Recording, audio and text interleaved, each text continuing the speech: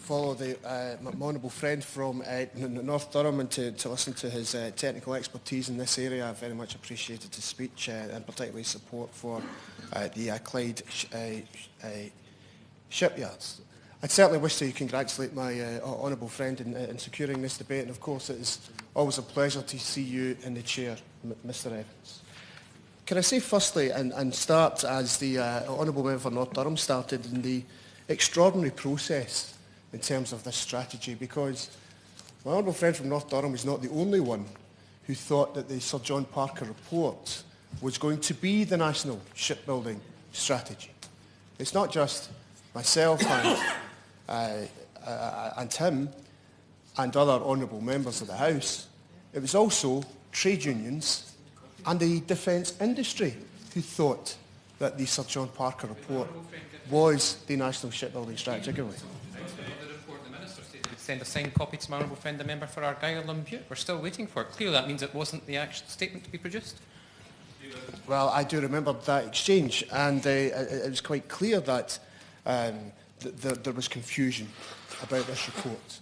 I also find it extraordinary, Mr Evans, that a report by Sir John Parker, which was sent to the Ministry of Defence on the 3rd of November 2016, that this is the first opportunity honourable members have had to discuss this report in detail.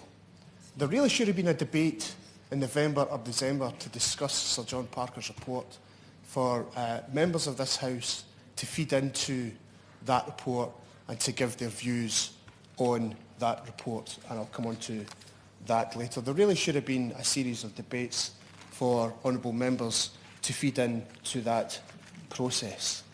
I was very concerned, Mr Evans, to read in the Daily Telegraph, not necessarily a newspaper of which I subscribe to, but when it was pointed out to me on the 2nd of January in the Daily Telegraph that Ministry of Defence sources not only are saying that Type 31, that there's no budget, but that this will not happen and that it will not be realised. I think we need to take it back to the former Prime Minister's announcement on the Clyde in my constituency in 2014, when he promised 13 Type 26 frigates would be built on the Clyde. We were then told it'd be 8 Type 26 frigates plus 5 general purpose frigates. And as a member for North Durham has outlined, we don't know exactly what that capability is. But we were told it's okay, relax, because 8 plus 5 equals 13. Well, we're still waiting not only on the final signing off of the 8 Type 26 frigates, but the 5 general purpose frigates. So I hope the Minister will be able to tell us if there is indeed a budget for Type 31 frigates, what that budget is, and what the procurement timetable is for Type 26 and Type 31 frigates. I'll give way to my honourable friend. If what the honourable member is saying is anywhere near the truth, and that the Type 31s will not come into existence, what does that say about the drumbeat for Govan and Scotsman? Well, I would be very concerned about that, and I am going to come on to that later as to the effects of that.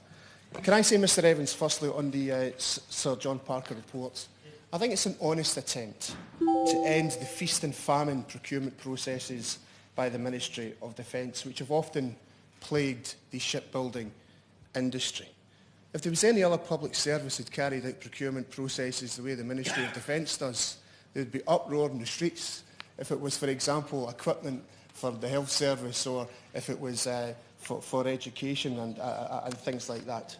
The report from Sir John Parker, I'm pleased to say, also recognises the capability and skills of shipyards, workers on the Clyde, in my constituency in the Govan Shipyard, and indeed my honourable friend for Glasgow North West at Scotstoun, as they work on digital technology adapted from the automotive sector and introduces new working practices which have increased productivity. Mr Evans, it's an honour and privilege to represent them in this Parliament.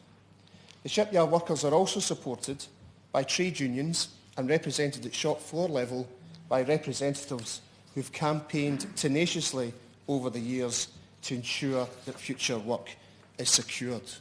So any announcements that come from the government are a victory for them more than anyone else. As someone who had family members in Yarrows and was made redundant under a Tory government, I always view such commitments from this government with suspicion when it comes to shipbuilding.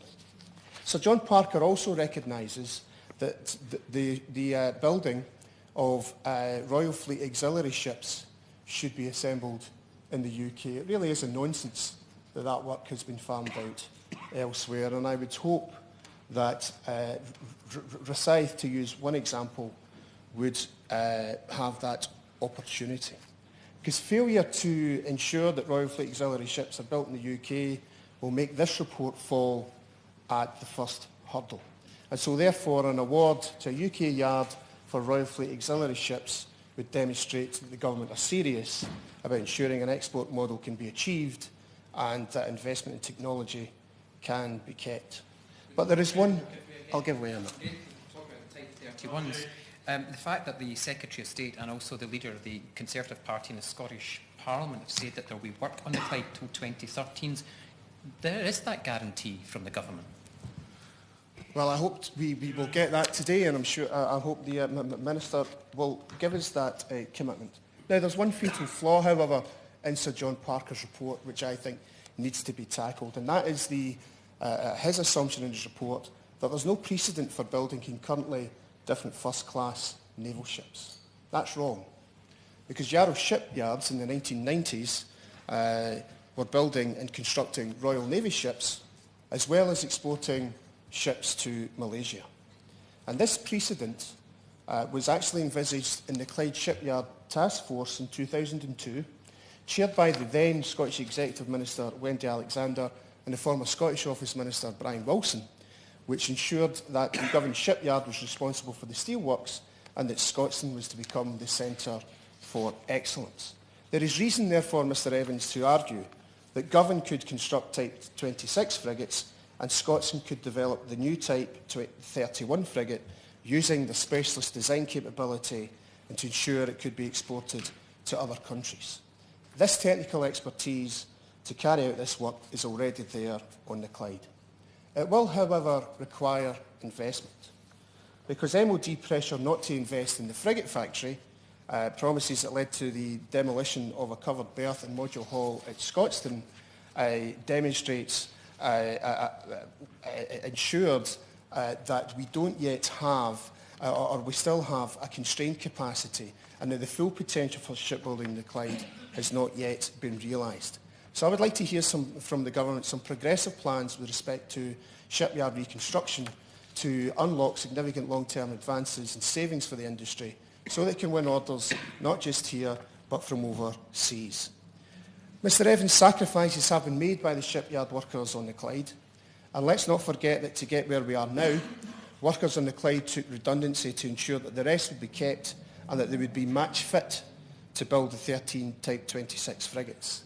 I hope today the Minister will confirm procurement processes for the Type 26 and Type 31 frigates moving forward. And can I say, and quote directly the trade unions, and it's the trade unions who are saying this, that failure to ensure that the Clyde leads on the general purpose frigates would be a betrayal. Thank you.